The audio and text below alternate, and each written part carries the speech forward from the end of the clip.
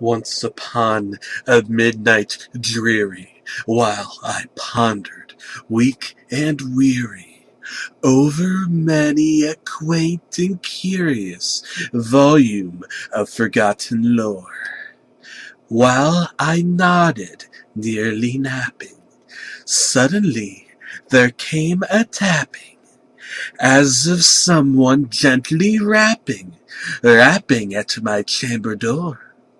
"'Tis some visitor," I muttered, tapping at my chamber door. Only this, and nothing more. Ah, distinctly I remember, it was in the bleak December, and each separate dying ember wrought its ghost upon the floor.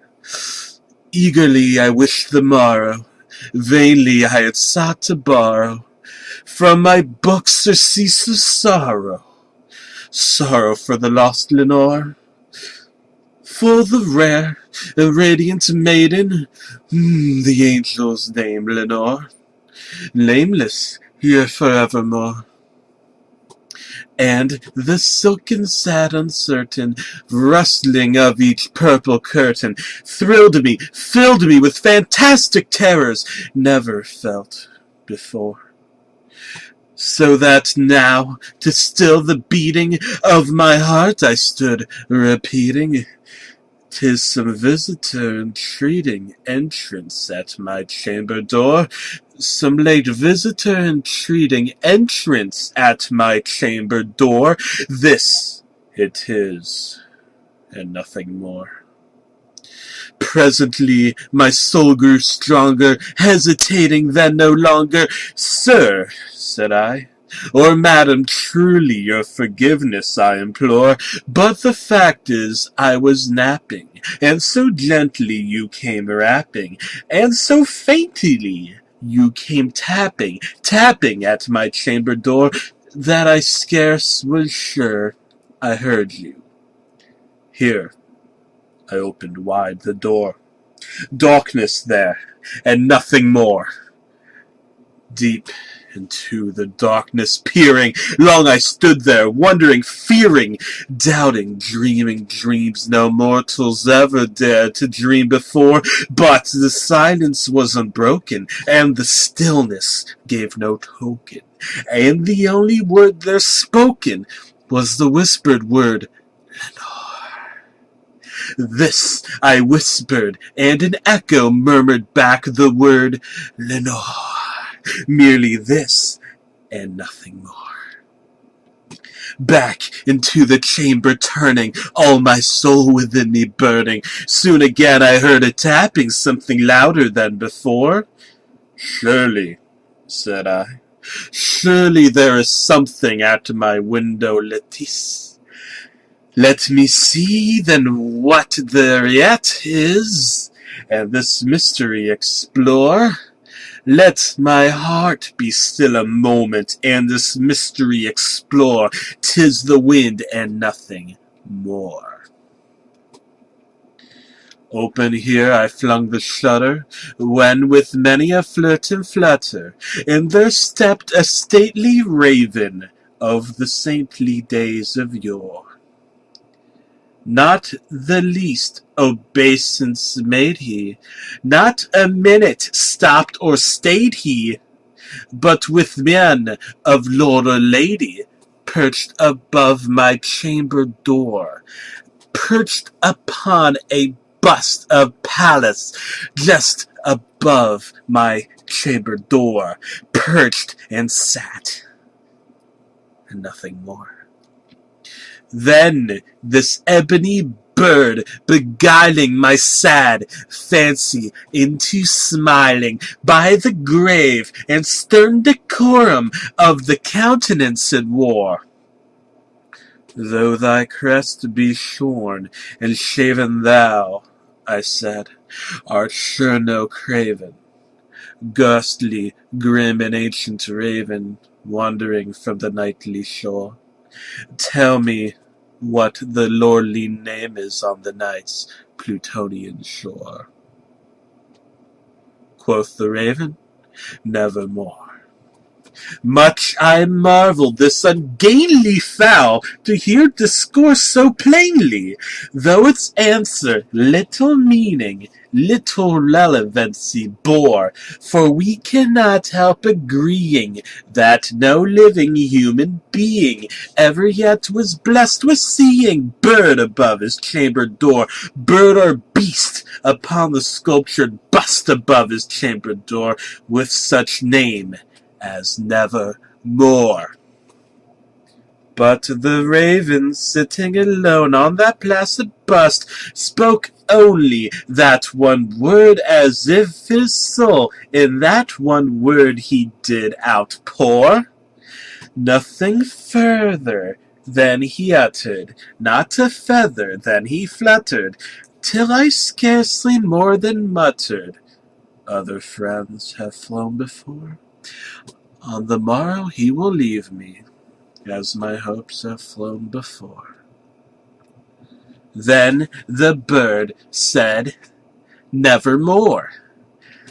Startled at the stillness broken by reply so aptly spoken, "Doubtless," said I, "what it utters is its only stock and store, caught from some unhappy master, whom unmerciful disaster followed fast and followed faster, till his songs one burden bore, till the dirges of his hope that melancholy burden bore, of never, never more."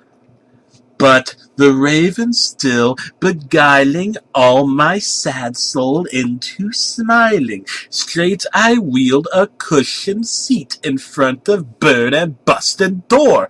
Then upon the velvet sinking, I betook myself to linking fancy unto fancy, thinking what this ominous bird of yore, what this grim, ungainly, ghastly, gaunt, and ominous bird of yore meant in croaking "Nevermore." Thus I sat engaged in guessing, but no syllable expressing to the fowl whose fiery eyes now burned inside my bosom's core.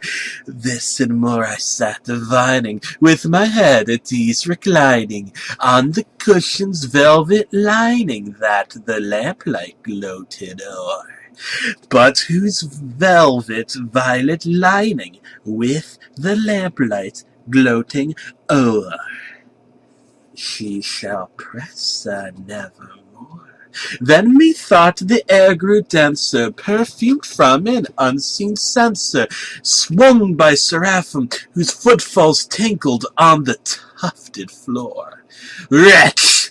I cried, "thy God hath lent thee, by these angels he hath sent thee, respite, and nepenthe from thy memories of Lenore. Quaff, quaff, this kind of nepenthe, forget this lost Lenore." Quoth the raven, "Nevermore." "Prophet," said I, "thing of evil, prophet still if bird or devil, whether tempter sent or whether tempest tossed thee here ashore, desolate, yet all undaunted, on this desert land enchanted, on this home by horror haunted, tell me truly, I implore, is there balm in Gilead? Tell me, I implore." Quoth the raven, "Nevermore." "Prophet," said I, "thing of evil, prophet still, if bird or devil, by that heaven that bends above us, by that God we both adore, tell this soul with sorrow laden, if within the distant haven it shall clasp a sainted maiden, whom the angels name Lenore, clasp a rare and radiant maiden, whom the angels name Lenore." Quoth the raven, "Nevermore." "Be that word or sign a parting, bird or fiend!" I shrieked upstarting. "Get thee back into the tempest and the night's Plutonian shore. Leave no black plume as a token of that lie thy soul hath spoken. Leave my loneliness unbroken. Quit the bust above my door. Take thy beak from out my heart, and take thy from off my door. Quoth the raven, nevermore. And the raven, never flitting, still is sitting on the pallid busted palace, just above my chamber door. And his eyes have all the seeming of a demon's that is dreaming, and the lamplight o'er him streaming throws his shadow on the floor. And my soul from out that shadow that lies floating on the floor.